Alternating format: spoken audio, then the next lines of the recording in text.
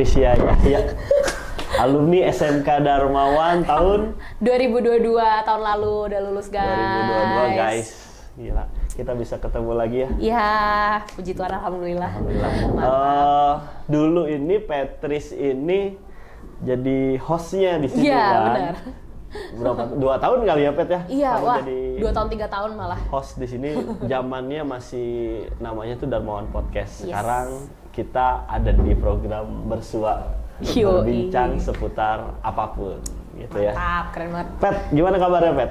Puji Tuhan baik. Bapak gimana kabarnya, Bapak? Alhamdulillah baik. Mantap. Ini baru lagi Patricia sebenarnya nggak baru lagi juga ke sekolah ini sih, Iya. karena Patricia ini juga ngajar ya di sini, ngajar apa Ekskul band. Devos Devos Dar Dar, namanya. The Voice of Darmawan. The Voice of Darmawan. Cuman kalau ke ruangan podcast ini mungkin Wah, baru baru lagi sini ya. lagi. Terakhir dia jadi host, sekarang Bapak minta buat jadi narasumber. Mantap. Oke. Wah, thank you so much sudah mengundang aku ke sini. Gini, Pet, Bapak mau nanya-nanya dulu deh. Kamu kan udah lulus nih di SMK Darmawan nih. Kegiatan kamu sekarang tuh apa sih? Kegiatan aku sekarang lebih ke kuliah sambil kerja. Terus aku sambil ini juga sih ngajar ngajar Oke. ekskul, kurang Kuliah lebih kesibukannya di? kayak gitu. Di UKRIDA, Universitas Kristen Krida Wacana. Oke, jurusan? Psikologi. Oke. Kenapa sih kamu ngambil psikologi tuh? Karena memang dari dulu aku pengen banget masuk psikologi sih. Kayak dari dulu memang kayaknya kalau mungkin mata kuliah sih, jurusan-jurusan lain tuh aku kurang minat. Entah kenapa kalau psikologi ini ada callingnya aja gitu ke sana. Terlebih lagi kan aku memang fokus sama topik-topik terkait kesehatan mental kan, dan aku aware banget soal itu. Bahkan aku juga sendiri mengalami sebagai survivor gitu. Jadi memang tertarik untuk belajar lebih dalam tentang ilmu kejiwaan gitu. Oke. Ya, itu oke. Di psikologi, karena Bapak juga tahu ya dari awal kamu minat bangetnya ke psikologi. Awalnya juga heran sih, kenapa sih jurusan Patricia SMK jurusan kuliner, tata boga, tapi minatnya ke psikologi. Iya, yang tadi yang ngurusin makanan tiba-tiba ngurusin manusia gitu guys. Kirain tuh kamu mau bikin jurusan baru gitu, psikologi makanan misalnya. Apakah Waduh, gimana tuh? ikan ini ketika dibelah dia tertekan atau dia gimana? tertekan atau tidak? Kalau dia tertekan rasanya enak atau tidak? Aduh, Gitu. sulit. Mungkin arahnya bukan psikologi manusia ya, tapi Saya psikologi nggak minat sih jujur. hewan. Bercanda. Oke. Selain kuliah, apalagi aktivitas kuliah dan ngajar Devosdar tadi, apalagi, Pet? Aku kerja, tapi kerjanya belum full time sih, masih Kerja intern. Tapi udah bertahun-tahun dari bahkan aku pas masih di Darmawan udah kerja di sini. Aku kerja di Job Street guys, jadi business development. Mantap. Oke. Ini langsung aja ya.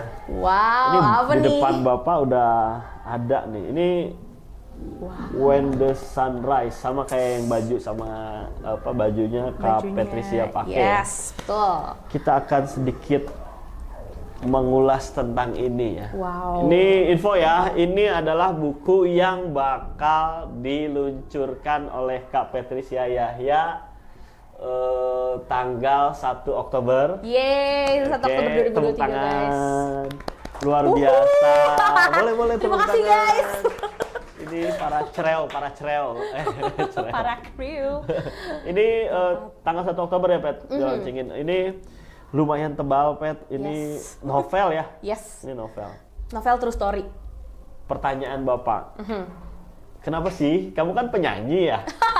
Kenapa harus menulis ini? Nah, ini mungkin aku tuh kalau orang-orang bilang aku tuh fokusnya bisa ke banyak banget hal gitu Pak. Aku mungkin sekarang kalau di Darmawan dulu pas masih sekolah di Darmawan kan ini ya lebih ke nyanyi-nyanyi, lebih ke musik. Tapi sebenarnya dari SD aku tuh ada minat untuk nulis-nulis novel, ada minat untuk kayak nulis-nulis puisi. Bahkan dulu dari SD suka ikut lomba puisi kayak gitu-gitu. Jadi memang aku fokusnya memang ke kesenian banget. Tapi mungkin yang selama ini orang lihat lebih ke musik. Sedangkan yang untuk kayak karya tulis, aku baru bener-bener fokusinnya tuh sekarang gitu. Baru kayak memunculkan jeng-jeng, aku juga bisa menulis gitu. Oke. Makanya Bapak juga, Novel. Jadi kayak ketampar juga. Ketampar. Bapak kan guru bahasa Indonesia nih ya. Waduh. Belum nih bikin novel setebal ini nih, gitu ya. Kayak beberapa kru di sini juga kan guru bahasa Indonesia udah bikin novel. Waduh, takut. Belum ya. Tapi ini tiba-tiba Patrice datang dengan novel When the Sunrise. Ini satu sisi bangganya minta ampun karena terima kasih. Bapak pernah mengajar Patrice juga gitu. Ternyata terima kasih. alumni SMK Darmawan hebat juga ya, ada yang bisa bikin novel. Wah, iya. Nah, sedikit kita kulik ya. Kalau ngebahas novelnya nggak terlalu spoiler lah, kalau nanti malah nggak jadi beli. Aduh, PO-nya udah dibuka ya?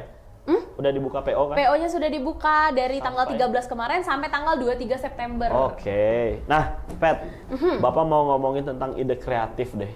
Ide kreatif, kenapa sih kamu menulis novel dan kamu harus, bukan harus ya, kamu mungkin bisa berbagi nanti ke teman-teman Darmawan. Bisa nggak sih mereka juga bikin novel kayak kamu gitu? Jadi ide kreatif atau dorongan besar apa sih yang membuat kamu akhirnya memutuskan untuk gua harus bikin novel deh gitu? Kalau untuk ide kreatifnya sendiri, jujur aku dari dulu orangnya sangat amat pengen punya karya, entah dalam bentuk apapun itu, karya musik, karya tulis, atau bahkan musik udah lah ya, udah, itu video klipnya udah ada dan udah oke lah. Jangan lupa dengerin. Ya, ada lah di YouTube-nya. Tapi aku bahkan untuk musik aja nih, misalkan aku bikin satu lagu, itu tuh sebenarnya aku udah menyimpan banyak sekali lagu, tapi belum dijadiin. Dan aku tuh kayak bikin karya-karya kayak gini kan ibaratkan keluar tenaga, keluar modal, keluar waktu. Tapi gak tahu kenapa aku rela banget. Misalkan baru satu keluar, bahkan belum keluar, aku udah susul dengan karya lain gitu. Aku udah prepare untuk karya lain. Kalau untuk dorongan sih gak tahu dari diri aku sendiri selalu pengen karya aku bisa bermanfaat buat orang sih, karena sayang kalau bahasa anak sekarangnya gatekeeping gitu, kayak nge-keep sendiri. Kayak contohnya novel ini kenapa aku bikin, karena aku yakin dari cerita ini tuh ada yang bisa ada pesan positif yang bisa diambil sama orang gitu Pak, gitu sih. Ya, kan Bapak lihat ya, mungkin Bapak juga suka memperhatikan tuh sosial media murid-murid SMK Darmawan terus segala macam. Caption yang dia tulis kayak itu, mereka juga sebenarnya potensial untuk menulis gitu, tapi menulis caption ya. Iya, menulis caption. Tapi tidak ada yang berani untuk menuliskannya menjadi sebuah buku dan lain-lain, menjadikan sebuah novel dan lain-lain. Nah, akhirnya pertanyaannya adalah kenapa kamu gitu kan, menulis mah udah banyak ya, tapi kenapa harus ini dipublish gitu, menjadikan satu novel terus kamu publish ke semua? Oke. Sebenarnya ceritanya agak kocak ya. Sebenarnya novel ini itu tuh aku bikin sebenarnya buat Theo doang, buat pacar aku, buat dijadiin hadiah. Tapi ketika aku discuss dengan beberapa orang yang lebih tua dari aku, terus discuss ke beberapa orang-orang terdekat juga, kenapa enggak dipublish gitu. Aku memang butuh feedback dari orang terlebih dahulu, itu pertama, karena aku nggak mau kayak nekat sendirian, gak mau tahu gue harus nge-publish ini, tapi aku belum nanya, di sisi lain belum nanya sama orang-orang yang kayaknya lebih expert nih. Aku nanya kira-kira nggak untuk dipublish. Nah, mereka cukup antusias gitu, kayak iya nggak apa-apa dipublish aja. Dan yang kedua, kenapa aku memutuskan untuk publish, karena aku menumpahkan sangat banyak cerita, emosi, effort untuk buku ini, banyak waktu, dan sayang banget kalau nggak dibaca sama orang. Dan di sisi lain, seperti yang aku udah bilang tadi, aku yakin ini kan novel true story ya, meskipun dia romance dan memang jatuhnya lebih ke hiburan gitu buat anak-anak remaja, buat orang-orang yang memang menikmati romance gitu. Tapi lagi-lagi karena ini true story dan memang purpose aku untuk menulis ini juga salah satunya biar ini Pak, ada pesan positif yang bisa diambil sama orang gitu. Ya itu. Sip. Nah, terus kendala ya ketika kamu menulis ini sampai ke pencarian penerbit dan lain itu apa sih, Pet? Biar berbagi tuh ke mereka yang mau menulis juga. Pokoknya guys, bikin karya itu mau kalian seantusias apapun pasti ada aja ya gejolak-gejolak, batu-batu kerikil, bahkan batu yang begininya tuh pasti ada aja gitu. Tapi itu tidak menjadi halangan gitu. Nah, halangannya apa aja? Yang pertama mungkin aku ada kebimbangan. Yang pertama mau dipublish apa enggak. Terus yang kedua dari segi penulisannya. Aku tuh tipe orang yang mungkin perfeksionis ya. Jadi kayak aduh ini udah bener belum ya? Ini orang bakal gimana ya? Pokoknya stres gitu, sempet stres kayak pas nulisnya ini kata-katanya udah pas apa belum. Tapi untungnya nggak terlarut-larut. Yang penting kayak soalnya kalau terlalu perfeksionis terus kayak ya namanya kita bikin karya ada lagi perubahannya terus gitu ya. Selalu ada aja gitu. Terlalu apalagi kalau kita minta feedback sama orang masukan A terus tiba-tiba masuklah masukan B gitu.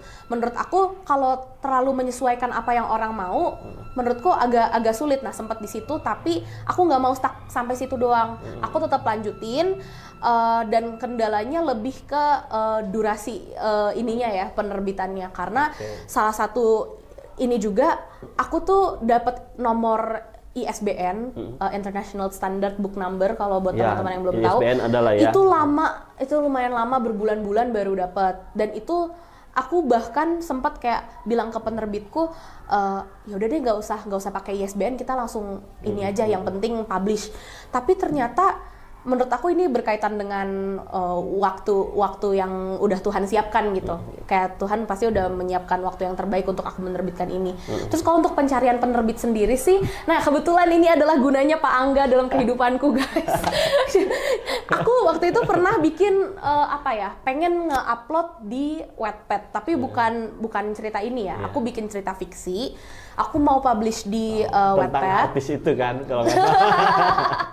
Nah, terus abis itu Bapak ini mereply story aku, guys. Pet, ini sayang banget kalau nggak dijadiin buku beneran, mending kamu jadiin buku beneran gitu. Terus, Pak, gimana caranya? Nah, aku mulai nanya-nanya lah, ini Bapak ada kenalan penerbit, bla bla bla bla bla, dikenalin lah dengan yang namanya Narulis Publisher gitu. Jadi akhirnya dari Pak Angga, aku jadi kayak, oh bener nih, aku jadi cek kayak, oh prosesnya mesti melewati proses apa aja, mesti gimana mekanismenya, aku pelajarin. Ternyata beneran ketika aku udah, gue mau publish buku nih, langsung top of mind yang muncul di pikiran aku adalah Narulis gitu. Jadi aku mempercayakan Narulis karena salah satunya alasan terbesarnya adalah rekomendasi dari Pak Angga. Terima kasih Narulis. Iya, ini Narulis ya. Narulis itu penerbit Bogor ya, penerbit Bogor yang memang dia mengayomi apa ya bahasanya sama penulis-penulis Bogor yang baru gitu, yang mau nulis buku, itu dibantu banget sama mereka. Makanya Bapak rekomendasikan Narulis itu. Nah, tadi kan kendala ya. Terus Bapak pengen kamu cerita deh ke halayak nih, proses dari awal banget, runtutannya ya. Dari awal banget kamu tadi punya ide cerita, idenya kamu tulis, terus ngapain lagi sih gitu. Jadi ketika ditanya proses menerbitkan buku itu sampai ada bukunya tuh apa aja sih dari awal sampai akhir tuh kayak gimana sih, Pet? Oh, oke. Ini sepemandangan aku ya. Mungkin kalau beberapa penulis-penulis lain siapa tahu ada yang beda gitu journey-nya. Tapi kalau dari aku sendiri, aku biasanya nulis naskahnya dulu. Tapi nulisnya ngetik, bukan di paper gitu, tapi nulisnya di laptop. Nulis di laptop, terus secara kasarnya yang secara belum direvisi bla bla bla bla bla. Akhirnya aku kasih ke salah satu kakakku, dia kebetulan kakakku penulis juga, tapi memang dia belum ada karya publish ya. Aku mendahului kakakku. Aku kasih ke kakakku, Kak, ini udah oke apa belum? Dia banyak bantu untuk kayak ngasih opsi-opsi, ini kayaknya enakan katanya pakai ini, bla bla bla. Kakakku tuh sangat membantu sekali dalam proses ini ya, so thank you so much untuk kakakku juga. Terus baru ketika, dari point of view aku udah oke, dari kakakku juga udah oke, akhirnya aku serahin ke penerbit, ke Narulis gitu. Terus dari Narulis ada revisi dari orang editornya, terus bikin cover buku, terus ngurusin ISBN-nya kan yang ngurusin penerbit itu ya. Termasuk cover buku dan lain-lain. Ini ini kamu juga ya, ide kamu betul, juga. betul. Ini aslinya, sorry guys. Ini tuh foto asli sebenarnya. Oh, ada foto asli aku pakai baju ini, Theo pakai baju ini, terus diadaptasi jadi kayak perkotaan-perkotaan gini. Terus ini sinopsisnya juga kayak aku minta tolong sama sama kakakku sama temenku untuk kayak bikinin sinopsisnya gitu. Nah aku puji Tuhannya ngerasa ditolong banget sama Narulis karena aku tuh nggak mengalami yang kayak ribet yang sangat amat ribet karena segala-galanya udah dia sediakan gitu. Bahkan sebenarnya dari cover buku pun mereka menyediakan kayak kalau mau dibikinin, tapi aku udah sama desainer gitu, ada desainer cover buku. Pokoknya udah paket. Jadi kayak aku tinggal udah kasih naskah, terus tinggal kasih tahu aku maunya ini. Terus ya udah tiba-tiba Kak ini udah jadi ya, langsung kayak ada ya mungkin secara bisnisnya dikasih tahu harganya bla bla blanya gini surat perjanjian udah bener-bener diurusin, bahkan sampai ke acara launchingnya pun diurusin juga. Jadi kayak aku sangat rekomen Narulis ini, tidak di-endorse sama sekali ya guys ya, tapi untuk prosesnya kurang lebih yang aku hadapin puji Tuhan dimudahkan banget dengan adanya penerbit. Itu jadi buat teman-teman atau anak-anak semua yang memang mau menulis buku ternyata tidak serumit itu kok ya. Gitu, dicoba dulu gitu. Kamu punya tulisan, bahkan diary-mu juga bisa dituliskan gitu, atau bisa dikumpulkan. Oh iya Pak, ini juga sorry motong. Buku ini juga, ini tuh sebenarnya kayak diary. Bahkan kakakku juga ngebacanya, ini lu terlalu kayak diary lo sebenarnya.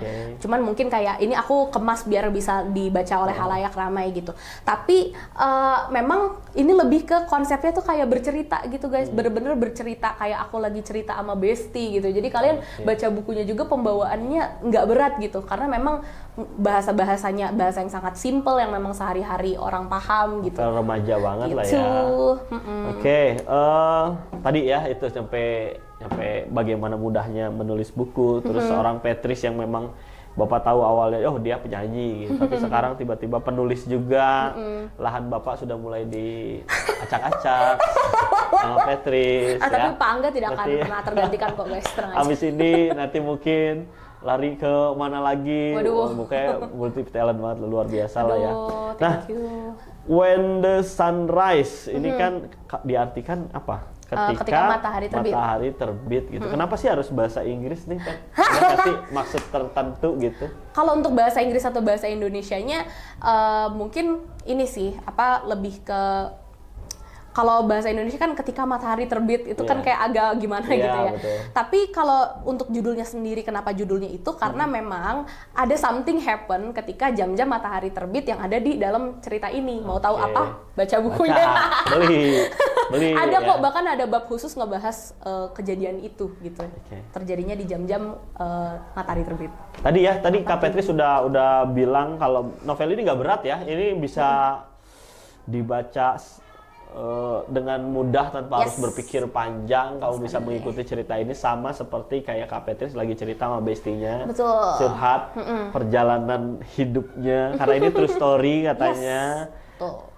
Namanya pun masih real, masih nama aslinya Petris gitu, dengan teman-temannya ada. Tapi ada beberapa yang disamarin sih guys. Ada beberapa yang disamarin ya. Karena kayaknya agak kurang safe nih kalau kita ada semuanya di jujur-jujurin. Jadi ada beberapa nama samaran. Fiksi ya, tetap ada penyiasatan. Iya, betul. Terus apalagi ya? Ini di-launchingin tadi tanggal 1 Oktober. Di-launchingin tanggal 1 Oktober. Kita sudah bisa buka PO-nya tadi mulai dari kemarin ya? Udah 2 hari. Ini udah 2 hari. Nggak tahu nih mereka nontonnya kapan, cuman udah dari tanggal 13 sampai tanggal 23. Jadi ada jarak waktu 10 hari buat teman-teman yang kayak, Kak, aduh aku masih nabung dari duit jajanku, tidak apa-apa, pokoknya sampai tanggal 23. Bisa ikut PO. Kamu nonton bioskop bisa ya. Bisa beli buku. Beli kopi, beli boba, ya ampun. Pergi ke mana? Kopi, iya, ngopi-ngopi. Sekali-kali update statusnya sambil baca buku. Iya, gitu terus ada kata-kata mutiaranya dari buku ini bisa difotoin. Di sini ada banyak banget kata mutiaranya. Instastoryable. Pokoknya ini luar biasa ya, ini mesti kita dukung lahirnya novel When the Sunrise. Bapak berharap ini bukan karya satu-satunya gitu. Amin. Tapi Pasti akan bakal ada lagi. Pasti. lahir lagi Yang lain-lainnya. When the Sunrise berikutnya. When the Sunrise 1, Atau 2, 3, 4, 5. 1, 2, 3, 4 dan seterusnya. Dan Bapak berharap juga orang-orang di sini nih semua yang menonton ini bisa ikut termotivasi. Amin. Biar Kak Petris punya banyak teman berdiskusi. Betul. Penulis. Ini Kak Petris berarti welcome to Dunia penulis. dunia menulis gitu ya di Bogor sendiri. Mudah-mudahan kamu sukses di sini. Amin, gitu ya. amin. Itu aja paling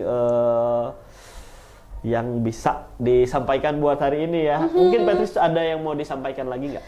Aku lebih ke ini sih mungkin kalau bahasa-bahasa kayak di seminarnya closing statement gitu ya. Iya, benar. Menurutku buat teman-teman, terutama ini anak-anak SMK Darmawan, jangan jangan membatasi diri kalian untuk berkarya, karena ketika kalian udah ngasih mental boundaries, kayak kalian udah ngasih batasan fix, gue gak bisa yang misalkan Kak Petris ngeluarin karya, oh ini berarti karena dia hebat atau gimana segala macem, ya aku bisa misalkan bisa ngeluarin karya, berani itu juga, itu tuh gak gampang bisa ada di posisi ini, tapi itu masih possible banget gitu. Kalian tinggal ini aja. Orang tuh mungkin berkaryanya beda-beda, nggak harus semuanya nulis novel, nggak semua harus bikin lagu. Bisa aja mereka dari bisnis, bisa aja dari yang lain-lainnya. Tapi kalian ambillah bidang yang kalian memang benar-benar mau fokusin dan jadilah sesuatu dari situ. Jadi jangan ragu untuk berkarya apapun lewat jalur manapun. Jangan malu, karena yang namanya karya yang pertama-pertama pasti mungkin kedepannya akan makin berprogres ya. Tapi orang yang ibaratkan sekarang udah pebisnis kayak Raya atau misalkan penyanyi yang udah terkenal banget, itu awal-awalnya kan kayak kita dulu gitu, merangkak dulu gitu. Jadi nikmati aja prosesnya, dan aku yakin kalau ditekunin banget, kalian fokusin dan kalian memang motivated banget ke arah situ, bisa banget sih kalian menjadi sesuatu. Apalagi anak-anak SMK Darmawan, anak-anak hebat-hebat gitu ya. Mantap. Jadi pasti bisa lah. Oke. Semangat! Keren banget ya kata-kata atau closing statementnya. Jadi kalau dirangkum, lakukanlah apa yang kamu rasakan dan rasakanlah apa yang kamu lakukan. Waduh, yes. Gitu ya, kita harus menghayati apa yang kita lakukan, gitu kan. Oke, makasih Kak Petris. Thank you so much, Mudah-mudahan Pangga. sukses. Sampai bertemu di Bersua berikutnya. Dadah. Dadah!